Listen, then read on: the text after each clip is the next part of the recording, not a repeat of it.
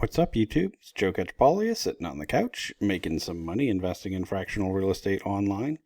As usual, today is Friday, so it's time for this week's installment of the 52-week challenge. This is where I let you know about all of the fractional real estate that I bought this week and invite you to do the same. It's our version of a virtual accountability group where, it's just hoping to help keep everyone motivated so you don't get stuck in analysis paralysis, looking at tons of deals and never buying. I think there's a lot of people that do that. They try to optimize and perfect and pick the perfect thing and never actually get started. And so that's the goal of this. Most weeks I don't need any motivation to buy something, but so every once in a while I'll get ready to make one of these videos and realize, you know what, I haven't picked up much this week and let me get something else. Before I forget, please like and subscribe. In the description of this video, I have links to all the places where I'm currently investing in fractional real estate online. Please feel free to use those links. Check out the platforms, any of the properties that I talk about, but please do your own due diligence, both on, some of them are affiliate links or referral links that will offer you some free money if you invest in a certain time frame or something like that. You want to read the terms of service. You want to make sure you understand the platform that you're on, and also do your own due diligence on any of the properties that you see. Please don't just buy stuff because I do, or use some of the platforms because I do, because, I could be making wrong decisions. I also, I'm very much still in the experimentation stage with fractional real estate in general. So I can't warn you strongly enough. As much as I'm doing well on a number of platforms, I still think that the level of risk is sometimes, I think it's sometimes deceptive to some people. I think a lot of, people jump in here and don't realize how many different ways you can lose money on some of these platforms. Anyway, also in the description to this video, there's a link for the Fractional Real Estate Investors Discord. You're welcome to join that. Please, if you do, get involved, share your thoughts, strategies, properties that you're interested in, platform information. There's a whole bunch of us doing that now. It's no cost. It's not a sales funnel. You might get approached by imposter versions of me that try to sell you something. If you see that, that's not me. Okay, back to what I bought this week.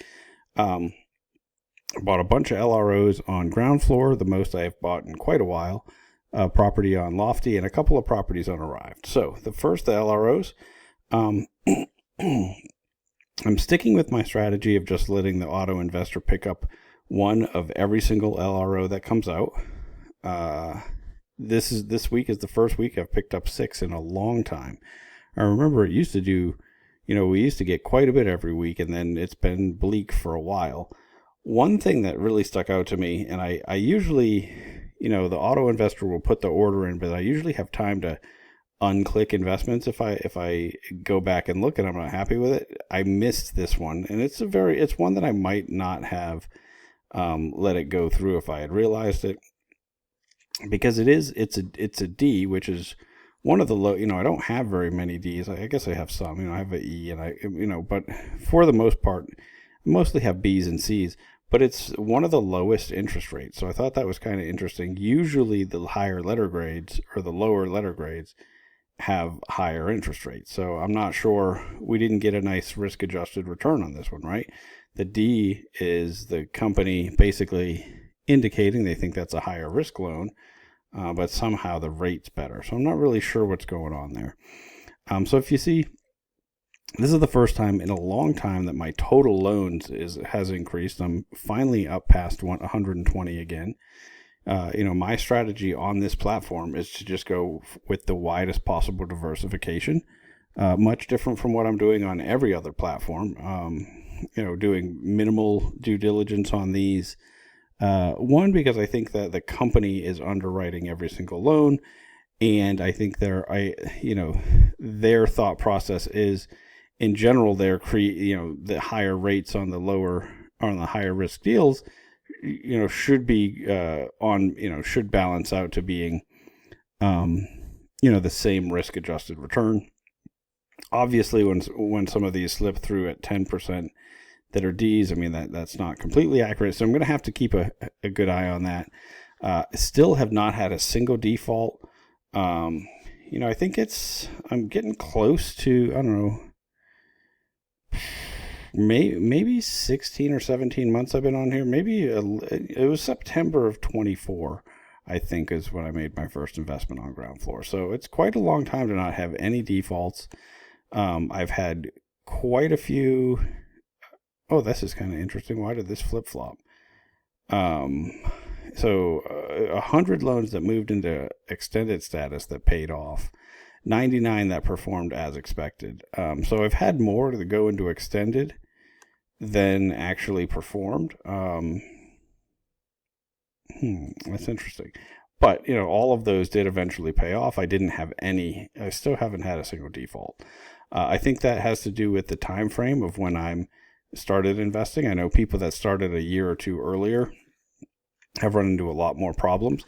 I believe that we are seeing the benefit of slowly decreasing interest rates, saving more deals than you would expect. And I think that the people who invested on here during a time when the interest rates were rising, I think a lot of the borrowers got caught in that situation where they couldn't refinance out.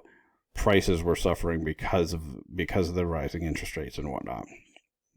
Anyway, still no defaults, still plenty that have paid off, and now finally starting to get a little bit more diversification. I'd really like to see this cross over 150, but even if it does at this point, as long as they don't do another one of those artificial payoffs, and as long as I don't see a whole bunch of these lower interest rates with lower letter grades, I'm going to start to put a little bit more on here, and just see where this goes, because it's been pretty consistent. Whether or not it's just me still being very lucky, it's tough to tell. Like I said, I know a lot of people have not had the same experience I have. Okay, I've only bought one property on Lofty this week. It is 7014 Raymond Ave. This is a property we are in the process of evicting the tenant, and once that's done, the plan is to sell it. This is just at this point purely about this very low token price. I believe that we're buying, I'm getting this at a discount to the real world value. I think we're going to be able to sell it, pay all our bills, make a little bit of profit on there. This is the property that I own the largest stake in out of everything. I'm getting pretty close to 15% at this point. If you've been watching my channel, I've been buying this for quite a while.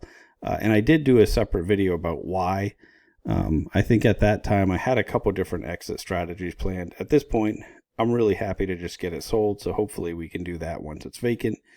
And hopefully there's not too much damage to the property before we get there. That's going to be that's the risk at this point, right? There's some chance that once the tenant's out, there's so much work to do that, we'll still end up selling it and losing even with this low token price. But that's a bet I'm willing to make, and I have been pretty consistently buying this whenever it's below $18. All right, what else did I get? I got a couple of properties on Arrived's secondary market. So the first one is Helmerich. I don't even know how to say that. It's this one is a long-term rental in, again, Coweta, I don't know, in Oklahoma. This is a property, I bought it on the secondary market. It is, a decent market that I'm happy to be in. It's not a huge yield. Like if you look at the performance on here, is this one? Yeah. It's a relatively low yield, but because on the secondary market, I purchased these shares at a deep discount, and not just a discount to, when you look on here, they show you, okay, this is the discount to the Arrived valuation. It's also, a discount to what I believe is the real world value, which those two things are not always the same. But I was very happy with the dollar amount that I picked this up for. I think that, depending on when it sells and I get to realize that equity that I've picked up, could do very well. And if not, it is something, I'm trying to, I'm still very much experimenting on Arrived. It is nice because it's one of the platforms where you can put just a very small amount of money into a property, because you're going to get I believe we get a consolidated tax form on Arrived. I'm actually not 100% sure about that. Anybody who's been investing for over a year on here, if that's been the case that you've gotten a consolidated form, let me know. That's been my assumption, which is why I've been happy to buy smaller pieces versus like on Mogul, because you get individual K1s for each property. I'm putting bigger chunks in, right, so that I'm not just getting so many of those. Yeah, but I mean, this is just, very simple long-term rental. My dividend yield will be a little bit higher than this because of the discount that I bought it at. But I think that, I'm just picking up some equity. And for me, yield is temporary, basis is forever. I don't want to get zero yield, and I want to have, this is an unlevered is this one unlevered? I'm pretty sure, we need to click on the financials tab. I'm pretty sure this one is unlevered. Yeah. And so this is an unlevered yield, and I think thinking about that, it, reduces the risk. So I'm not comparing it apples to apples to the yield I'm getting on Mogul, for example. And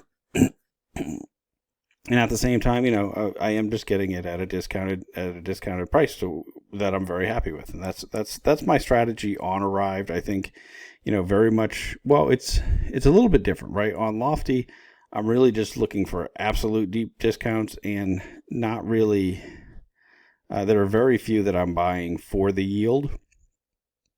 On Arrived, I think, we can't force a sale anytime soon. It was sort of at the mercy of when they decide to sell the property. And so I'm trying to buy ones that are going to pay me a little bit, pay me to wait, but then also give me a nice pop once it finally sells, a nice little pop in equity. So, yeah, that's the first one. And then the other property I bought on Arrived was the Seafoam, this is a short-term rental in Panama City, Florida. This is one I thought was a tremendous value. I'm getting a discount to what I think the value of just the real estate is, ignoring the fact that, it's furnished. And, the fact that there's an operating business isn't fantastic, because this one has a horrible yield. I believe, the dividend's paused, but I think the average dividend, it was paying like 1.22%. Obviously it fluctuates because it is a short-term rental, but it's been very low single digits. But I was really happy with the how deep of a discount that I got on this property. And one of the things that I am curious about, and I don't know that it will happen, but I think there's a chance that some of these that are just really poor performers might get sold in the real world sooner than what was originally planned. I don't know that for a fact. But it's one of the things I've decided I'm going to pick up some if it's a poor performing short-term rental, but I can get a really nice discount to what I think the real world value is. I think I'll probably, I'm going to pick them up in just little pieces of several of them. That's the other thing, right? Arrived has a really big market. There's over 500 homes. And, just in this section of the secondary market, there are over 200 homes. And so, this is giving me the ability to get really wide diversification, get into a bunch of different markets.